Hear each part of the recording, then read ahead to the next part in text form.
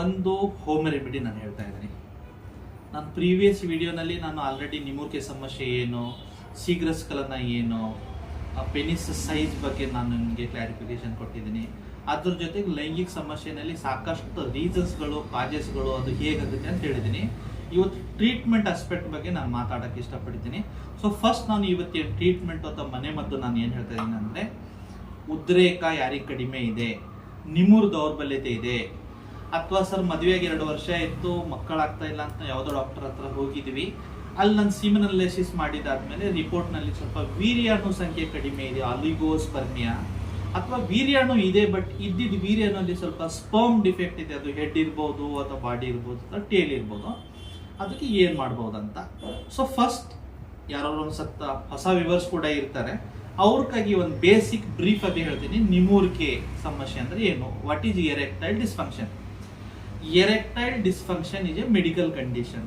ಏನಪ್ಪ ಇದು, ಲಿಂಗನಲ್ಲಿ ಕರೆಕ್ಟ್ ಆಗಿ ಬ್ಲಡ್ ಫ್ಲೋ ಬರ್ತಾ ಇಲ್ಲ ಒಂದು, ಎರಡನೇದು ರಕ್ತ ಬರ್ತಾ ಇದೆ, ಬಂದಿದ್ದ ರಕ್ತ ಜಾಸ್ತಿ ಟೈಮ್ಗೆ ಹೋಲ್ಡ್ ಆಗ್ತಾ ಇಲ್ಲ ಅಥವಾ ನಿಂತ್ಕೊಳ್ತಾ ಇಲ್ಲ. ಡೆಫಿನೇಷನ್ ಏನ್ ಹೇಳುತ್ತೆ, the person who is unable to achieve erection or able to achieve erection but not able to maintain it for longer period. ಜಾಸ್ತಿ ಟೈಮ್ ವರೆಗೆ ಬಂದಿದ್ದ ರಕ್ತನ ಅವನ ಬಾಡಿನಲ್ಲಿ ಹೋಲ್ಡ್ ಮಾಡೋದ್ ಕೆಪಾಸಿಟಿ ಇಲ್ಲ. ಯಾಕಾಗುತ್ತೆ, ಒಂದು ಸೈಕಲಾಜಿಕಲ್ ಕಾಜ್ ಇರುತ್ತೆ, ಸ್ಟ್ರೆಸ್ ಇರ್ಬೋದು, ಪರ್ಫಾರ್ಮೆನ್ಸ್ ಆಂಗ್ಸೈಟಿ ಇರ್ಬೋದು, ಡಯಾಬಿಟಿಸ್ ಇಂದ ಏನಾಗುತ್ತೆ, ಒಂದೊಂದ್ಸತಿ ಕೆಲಸದ ಒತ್ತಡ, ಸ್ಟ್ರೆಸ್, ಇವೆಲ್ಲ ರೀಸನ್ ದಿಂದ ಏನಾಗುತ್ತೆ, ಒಂದು ನಿಮ್ಗೆ ಸೈಕಲಾಜಿಕಲ್ ಇಶ್ಯೂದಿಂದ ಉದ್ರೇಕ ಕಡಿಮೆ ಆಗುತ್ತೆ. ಎರಡನೇದು ಹಾರ್ಮೋನಲ್ ಇಂಬ್ಯಾಲೆನ್ಸ್. ಬಾಡಿನಲ್ಲಿ ಪುರುಷರ ಹಾರ್ಮೋನ್ ಟೆಸ್ಟೋಸ್ಟಿರಾನ್ ಇರುತ್ತೆ, ಅದ್ರ ಉತ್ಪತ್ತಿ ಮೈಯಲ್ಲಿ ಏನಾದ್ರೆ ಕಡಿಮೆ ಆಯಿತು ಅಂದ್ರೆ ಹತ್ರ ಎರೆಕ್ಷನ್ ಕಡಿಮೆ ಆಗುತ್ತೆ.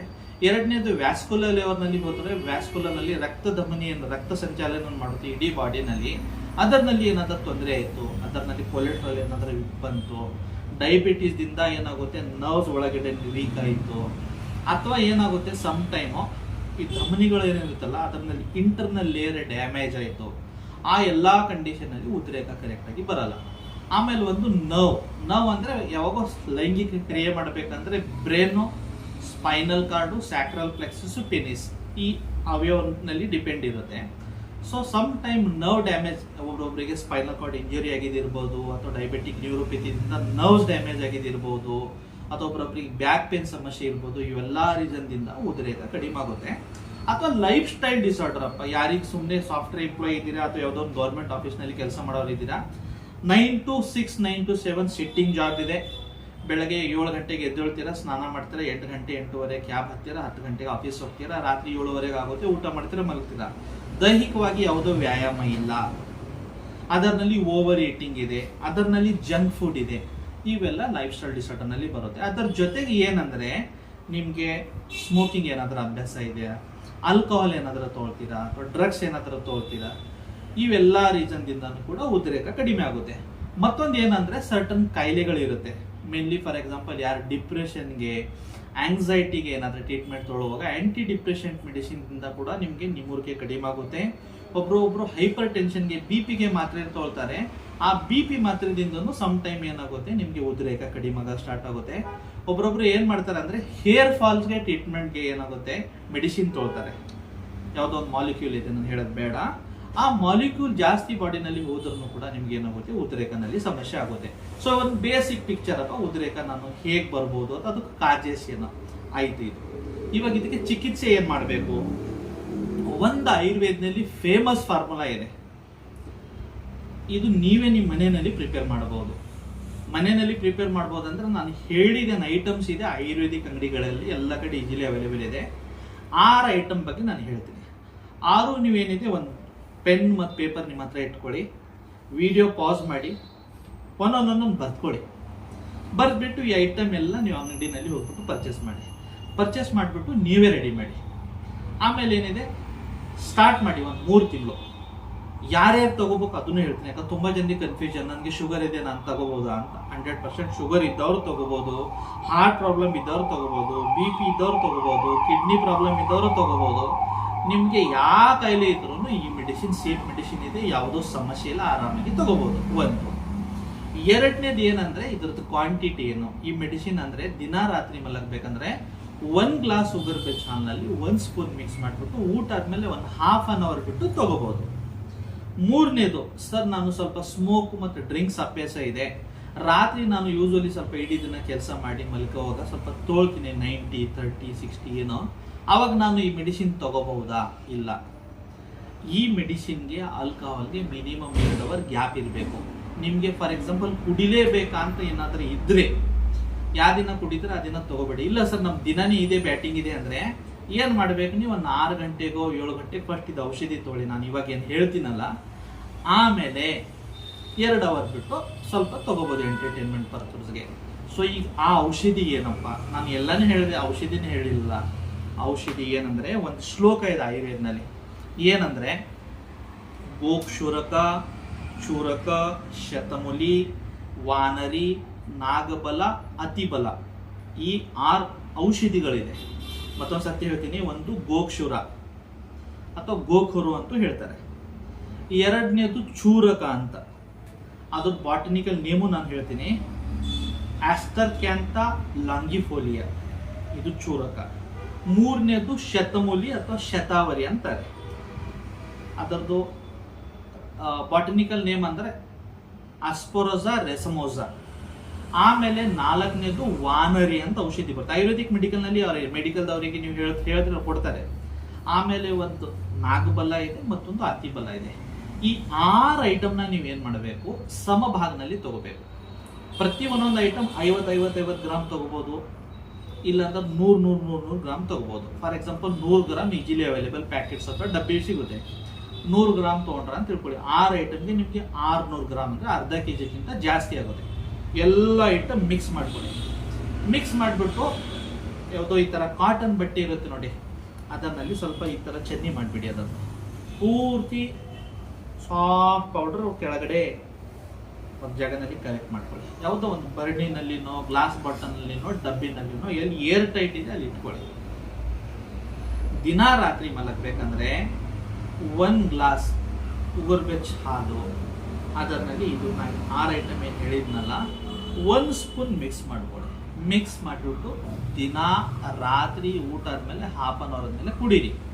ಸರ್ ನಾವು ರಾತ್ರಿ ಊಟ ಮಾಡಲ್ಲ, ನಾವು 5 ಗಂಟೆ 6 ಗಂಟೆಗೆ ಊಟ ಆದ್ಮೇಲೆ ನಾವು ತೊಗೊಳಲ್ಲ, ಬಟ್ ಹಾಲು ಕುಡಿತೀವಿ, ತಗೊಳ್ಳಿ, ಪರವಾಗಿಲ್ಲ, ಏನು ಪ್ರಾಬ್ಲಮ್ ಇಲ್ಲ. ಔಷಧಿ ಹೆಸರು ಮತ್ತೊಂದು ಸತಿ ಹೇಳ್ತೀನಿ, ಯಾಕಂದ್ರೆ ಸ್ವಲ್ಪ ಇದು ಆಯುರ್ವೇದಿಕ್ ಹೆಸರು ಇದ್ದಿದ್ದ ಕಡೆಯಿಂದ ಒಬ್ರೊಬ್ರಿಗೆ ಏನೋ ನೀವು ಪೆನ್ ಪೇಪರ್ನಲ್ಲಿ ಬರುವಾಗ ಸ್ವಲ್ಪ ಸಮಸ್ಯೆ ಆದ್ರೂ ಮತ್ತೊಂದು ಸತಿ ಹೇಳ್ತೀನಿ. ಒಂದು ಗೋಕ್ಷುರ, 2ನೇದು ಚೂರಕ, 3ನೇದು ಶತಮೂಲಿ ಅಥವಾ ಶತಾವರಿ, 4ನೇದು ವಾನರಿ, 5ನೇದು ನಾಗಬಲ, 6ನೇದು ಅತಿಬಲ. ಎಲ್ಲ ಸಮ ಕ್ವಾಂಟಿಟಿನಲ್ಲಿ ತಗೊಂಡ್ಬಿಟ್ಟು ಎಲ್ಲ ಒಂದು ಡಬ್ಬಿನಲ್ಲಿ ಹಾಕಿ ಇಟ್ಬಿಡಿ.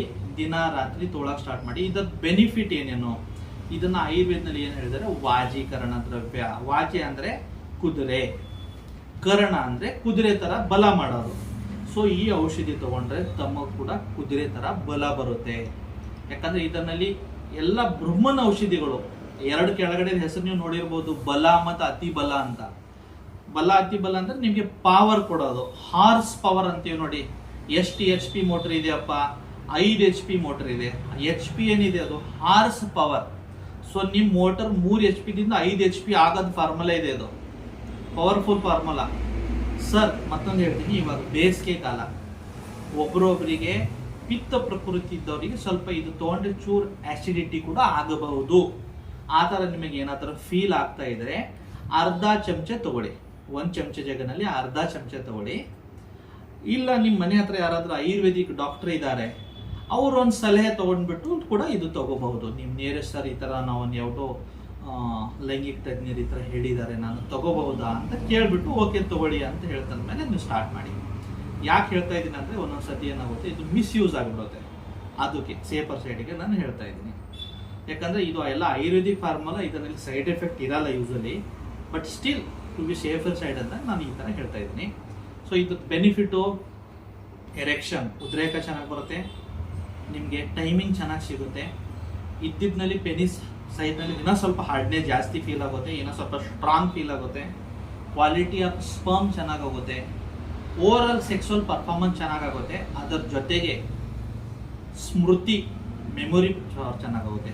ಕಾಂತಿ ಅಂದರೆ ಮುಖ ಮೇಲೆ ಸ್ವಲ್ಪ ಕಾಂಪ್ಲೆಕ್ಷನ್ ಬರುತ್ತೆ.